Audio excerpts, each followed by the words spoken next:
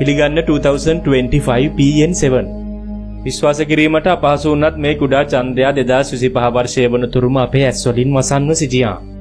මෙච්චර කාලයකට අපිට එය මගහැරුණේ කෙසේද? ඊට පෙර ක්වාසිමූන් කියන්නේ මොකක්ද කියලා අපි පළමුව තේරුම් ගත යුතුයි. හොඳයි, මොනවද මේ ක්වාසිමූන්ස් කියන්නේ? ක්වාසිමූන් එකක් කියන්නේ අපි දන්නා චන්ද්‍රයා වගේ සැබෑ චන්ද්‍රිකාවක් නෙවෙයි. හින දාස් කරන්නේ මේ චන්ද්‍රයා වගේ අප වටා කක්ෂගත වන්නේ නැහැ. ඒ වෙනුවට මේ කුඩා ග්‍රහකයේ සිදු කරන්නේ සූර්යයා වටා කක්ෂගත වෙන ගමන් පෘථුවියට සමීපව රැඳී සිටීමයි. නමුත් හරියට පෙනෙන්නේ පෘථුවිය වටා කක්ෂගත වන ලෙසයි. අපේ සැබෑ චන්ද්‍රයා වගේ එය පෘථුවියේ ගුරුත්වයට බැඳී නැහැ. ඔබට වඩාත් හොඳින් තේරෙන විදිහට මෙහෙම පැහැදිලි කරන්නම්. හිතන්න පෘථුවිය සහ ක්වාසි චන්ද්‍රයා දෙදෙනාම සූර්යයා වටේ යන ට්‍රැක් එකක ඉන්නේ. සමහර අවස්ථාවන් වල ක්වාසි චන්ද්‍රයා මදක් වේගවත් වී පෘථුවියට වඩා ට්‍රැක් එකේ ඉදිරියට එනවා. ඒ වගේම ඇතැම් අවස්ථාවන් වල ඒ තරමක් මන්දගාමී වී ට්‍රැක් එකේ පෘථුවියේ පසුපසට යනවා. පෘථුවියේ සිට බැලුවම මේ පෙනෙන්නේ අපි වටේ යනවා වගේ. නමුත් ඇත්තටම පෘථුවිය සහ මේ අභ්‍යවකාශ පාෂාණය හරියට එකම ට්‍රැක් එකක දුවන සගයින් දෙදෙනෙකු වගේ. මෙම ක්වාසි චන්ද්‍රයන් ගැඹුරු අභ්‍යවකාශයට විසවී යන්නට පෙර පෘථුවියත් සමග දශක ගණනාවක් වගේම ශතවර්ෂ ගණනාවක් වුණත් එකට ඉන්න පුළුවන්.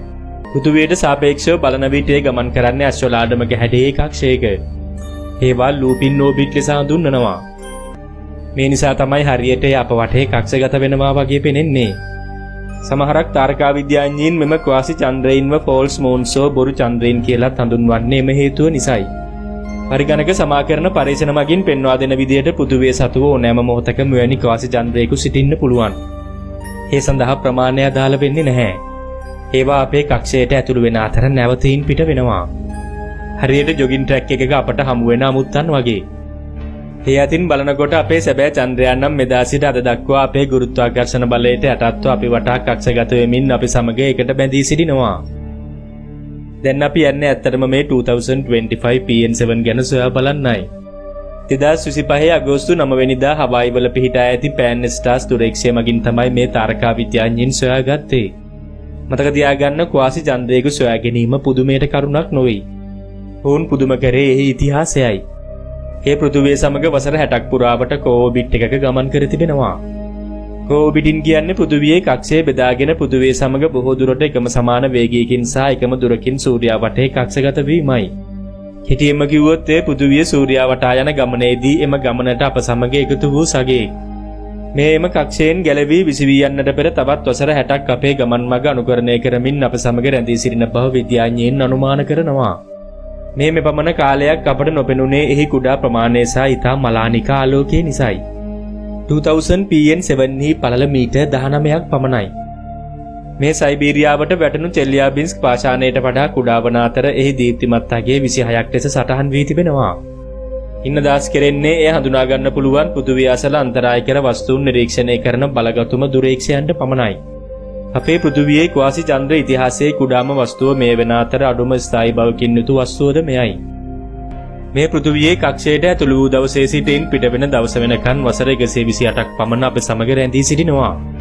ඉන්පසුව සූර්යාගේ ගුරුත්වාකර්ෂණය විසින් මේ පෘථුවියේ කක්ෂයෙන් වෙනතකට තල්ලු කොට 2025 PN7 අපි සමග පැවති වසර 128ක හාදකම අවසන් කර දමනවා. ඒ පෘථුවියට මේ තරම් සමීප වෙලත් සැබෑම චන්ද්‍රයෙකු නොවන්නේ ඇයි? කිටිම පිළිතුර නම් ගුරුත්වාකර්ෂණයයි. අපේ ශෝභමානවත් සැබෑ චන්ද්‍රයා කක්ෂගත වන්නේ පෘථුවියේ හිල්ස්පියර් එකේ ගැඹුරුම තැන. මෙම ස්ථානයේ තමයි පෘථුවියේ ගුරුත්වාකර්ෂණ ඇදීම තදින්ම දැනෙන්නේ. නමුත් PN7 කියන මේ ක්වාසි චන්ද්‍රයා සැබෑ චන්ද්‍රයාටත් වඩා අප පෘථුවියට සමීප වුණත් එහි වේගය සහ ඒ සූර්යයා වටේ ගමන් කරන කක්ෂය නිසා පෘථුවියේ ගුරුත්වාකර්ෂණයට අල්ලා ගන්නට හැකියාවක් නැහැ. තේරෙන විදිහට කිව්වොත් සූර්යයා සහ පෘථුවියේ ඉන්නේ ගුරුත්ව ඇදීම් සටනක. මෙම සටනේදී 2025 PN7 ක්වාසි චන්ද්‍රයා ඉන්නේ සූර්යාගේ පැත්තේ. එයා අපේ කක්ෂයේ බෙදාගෙන අපි සමග සූර්යයා වටා යනවා විනා ගුරුත්වයෙන් අපට බැඳිලා නැහැ. ඔන්න දැන් එන්නේ වඩාත් වටිනාම මාතෘකාවකට. අපේ පෘථුවියාවට සැඟවුණු සගයන්. මතක තියාගන්න මේ මොහොතේදීත් පෘථුවිය සතුව තවත් ක්වාසි චන්ද්‍රයන් සිටිනවා. මේ අතරින් එකක් පමණයි. ඇතැම් ක්වාසි චන්ද්‍රයන් දශක ගණනාවක් සිටින අතර සමහරු ඉක්මනින්ම අපිව හැරදමා යනවා. එම කුඩා සගයින් අපට වැදගත් වෙන්නේ කොහොමද කියලාත් අවසාන වශයෙන් සොයා බලමු. මෙම කුඩා අභ්‍යවකාශ පාෂාණ තුළ සෞරග්‍රහ මණ්ඩලයේ ඉතිහාසය ගැන රහස් සැඟවී තිබෙනවා වෙන්න පුළුවන්. එහෙමත් නැත්නම් මේ විශාල වස්තුන්හි කුඩා කැබලි වෙන්න පුළුවන්.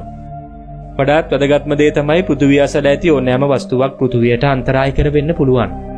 ඒවා අධ්‍යයනය කිරීම සහ නිරීක්ෂණය කිරීම කුතුහලය නිසාම සිදු කළ යුතු දෙයක් නොවේ. පෘථිවියේ අනාගත ආරක්ෂාව වෙනුවෙන් සිදු කළ යුතුම දෙයක්. හිතන්න මේ සොයාගත්තේත් වසර 60 ගණනකට පසුව නම් අපේ පෘථිවිය වට කරගෙන මෙවැනි කුවාසි චන්ද්‍රයන් සිටිය හැකිද? මෙම හැකියාව ඉතා චමත්කාර ජනකයි වගේම අපිව බය කරවන සුළුයි. 2025 PN7 සොයාගැනීමත් සමග පෘථිවිය අසල වස්තුන් පිළිබඳව මෙතෙක් සිදු කළ නිරීක්ෂණයන් නිතරම ප්‍රමාණවත් නොවන බව හැඟී යනවා.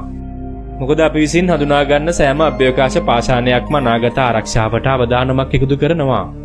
නමුත් මේ තාරකා විද්‍යාඥයින්ට වටිනා අවස්ථාවක් උදා කර දෙන බවද පැවසිය යුතුයි. මොකද පෘථිවිය සමග එකම වේගයකින් ගමන් කරන මෙම කුවාසි චන්ද්‍රයන්ට ළඟා වෙන්න දුරස්ත වස්තුන්ට සාපේක්ෂව අවශ්‍ය කරන්නේ ඉතා අඩු ශක්තියක්. මේ නිසා ගවේෂණයට කැණීමට සහ ග්‍රහකවලින් ආරක්ෂා වෙන විදිය අත්දැක බලන්නත් මේවා ඉතා වටිනා ඉලක්කයන්. ඔබ දන්නවද 2025 වර්ෂයේදී චීනයේ ටියන්වෙන් 2 මෙහෙයුම දියත් කරා. ඒ කාමෝ වලේවා කියන තවත් කුවාසි චන්ද්‍රයක වෙතට ගොස් සාම්පල් එකතු කර ගැනීමේ අරමුණෙන්. ඒ 2027 දී ඒ වෙත සමීප වීමට නියමිතයි. පුරා ශතවර්ෂ ගණනාවක් තිස්සේ අපි හිතාගෙන සිටියේ පෘථිවිය සතුව ඇත්තේ එකම එක සගයෙකු පමණක් බවයි.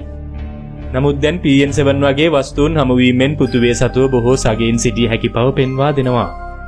අවසානයේටම මතක තබා ගන්න මේ කුවාසි චන්ද්‍රයන් සැඟවුණු සගයින් වන වාසයේම පෘථිවිය ආරක්ෂාවට නව තර්ජනයක්ද වෙනවා. එම නිසා ඔබ චන්ද්‍රයා දිස බලන විට මතක තබා ගන්න ඒ අපේ එකම සගයා නොවන බව.